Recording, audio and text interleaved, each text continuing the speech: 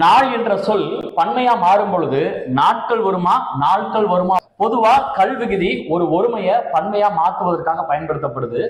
யானை என்பது ஒருமை, யானைகள் என்பது பன்மை. அப்ப இந்த கல்விகுதி ஒரு ஒருமையை பன்மையா மாற்றுவதற்காக பயன்படுத்தப்படுது. இப்ப பாருங்க, குறிலெழுத்தை தொடர்ந்து நல்லா தெரிஞ்சுக்கங்க, குறில் எழுத்தை தொடர்ந்து இல் இல் ஆகிய எழுத்துக்கள் வரும் பொழுது அங்க இந்த கல்விகுதி மாற்றத்தை ஏற்படுத்தும்.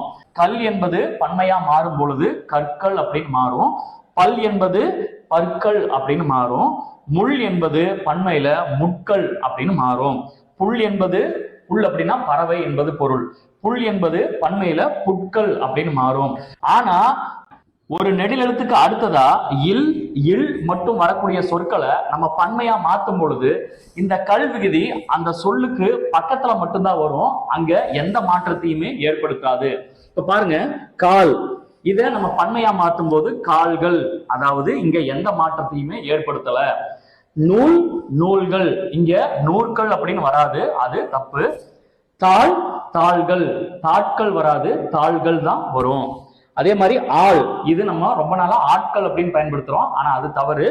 ஆள் என்பது பன்மையில மாறும்போது ஆட்கள் அப்படின்னு தான் வரும். ஒரு நெடிலெழுத்தை தொடர்ந்து இல் இல் மட்டும் வரக்கூடிய சொற்களை நம்ம பன்மையில மாற்றும் போது அது எந்த மாற்றத்தையுமே ஏற்படுத்தாது, அந்த சொல்லுக்கு பக்கத்துல மட்டும் வந்து அதை பன்மையா மாற்றும்.